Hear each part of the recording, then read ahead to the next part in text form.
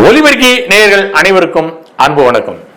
சமீப காலமா தெலுங்கு படங்கள் தமிழ்லையுமே அதிக அளவில் வெளியாகுது. காரணம் என்னன்னா, அவங்க பிரம்மாண்டமா தயாரிக்கிறாங்க.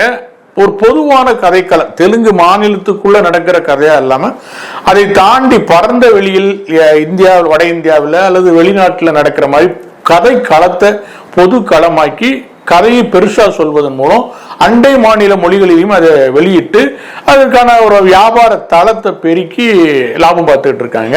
அந்த வரிசையில் இப்போ வந்திருக்கிற படம் தான் கிங்டம்.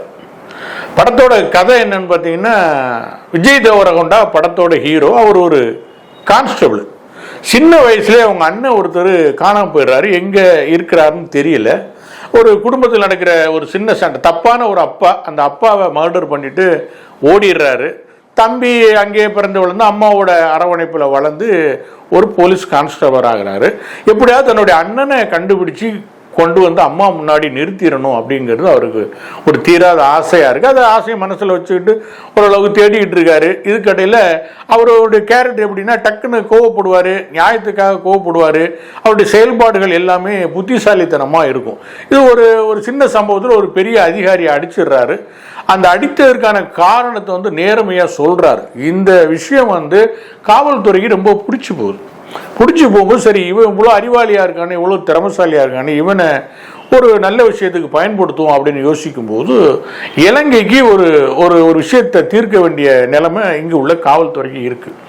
என்னன்னா, இலங்கைக்கு பக்கத்தில் ஒரு சின்ன தீவு, கற்பனையான ஒரு தீவு. அந்த தீவில் ஒரு சர்வதேச பயங்கரவாத கும்பல் அங்குள்ள மக்களை அடிமைப்படுத்தி வச்சுக்கிட்டு அவர்களை பயன்படுத்தி, அவருடைய உடல் உழைப்பை பயன்படுத்தி போதைப் பொருள்களை தயார் பண்ணி உலக அளவில் வியாபாரம் பண்ணிக்கிட்டு இருக்கு. அந்த தீவுக்கு பல முறை பல அதிகாரிகளை வேவு பார்ப்பதற்காகவும் அந்த கூட்டத்தை அழிக்கிறதுக்காகவும் காவல்துறை அனுப்பிச்சு வச்சிருக்கு. அவங்க யாருமே திரும்பி வரல.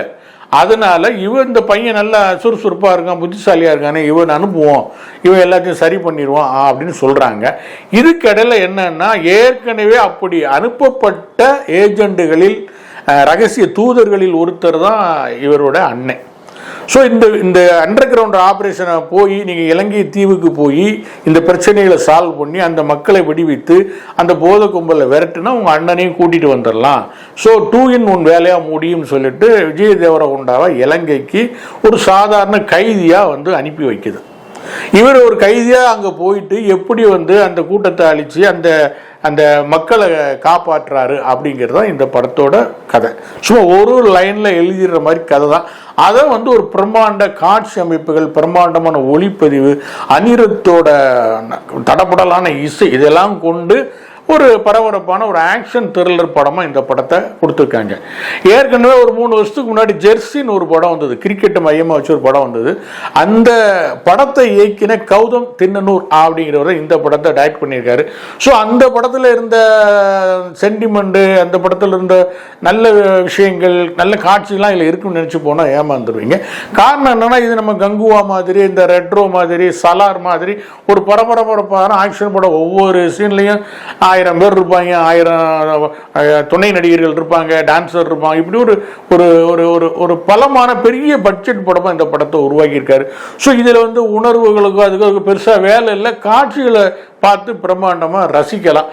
படத்தில் ஒரு 4-5 கேரக்டர்கள் தான் நம்ம மனசில் நிற்கிற மாதிரி வரும். விஜய் தேவரகொண்டா, அப்புறம் அந்த வில்லனாக நடிச்சிருக்கிற வெங்கடேஷ், இவங்க அண்ணன் சத்யதேவ், இந்த மாதிரி சில கேரக்டர்கள் தான் மனசில் இருக்கும். கதாநாயகி பாக்கியஸ்ரீ போஸுக்கு கூட அதிக வாய்ப்பு இல்லை. எண்ணிட்டு வர்ற மாதிரி ஒரு 2-3 சீனில் தான் அவர் வர்றாரு. அவர் வர்ற சீனையும் இருட்டில் எடுத்திருக்காங்க. மற்றபடி அவருக்குமே இதில் பெருசாக வேலை இல்லை. இந்த படத்தில் காட்சிகள், சண்டை இதுதான் முக்கியமாக இருக்க தவிர மற்றபடி படத்தில் பெருசாக ஒன்றும் இல்லை. இதில் நம்ம முக்கியமாக கவனிக்க வேண்டிய ஒரு விஷயம் என்னென்னா, கதை இலங்கைக்கு அருகில் உள்ள ஒரு தீவில் நடக்கிற மாதிரியான கதை.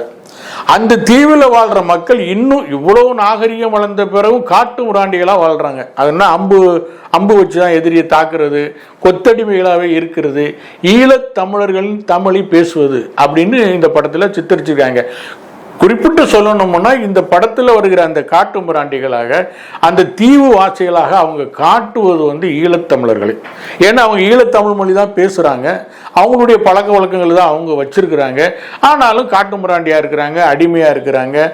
அந்த அந்த போதை கும்பல் நினச்சா அந்த மக்களை கொல்லலாம், கொண்டு குவிக்கலாம், பெண்களை பாலியல் பலாத்காரம் பண்ணலாம், பெண்களை கொல்லலாம், என்ன வேணாலும் செய்யலாம் அப்படிங்கிற மாதிரியான ஒரு கும்பலாக, ஒரு கூட்டமாக, ஒரு அடிமை கூட்டமாக வந்து ஈழத்தமிழர்களை சித்தரிச்சிருக்காங்க.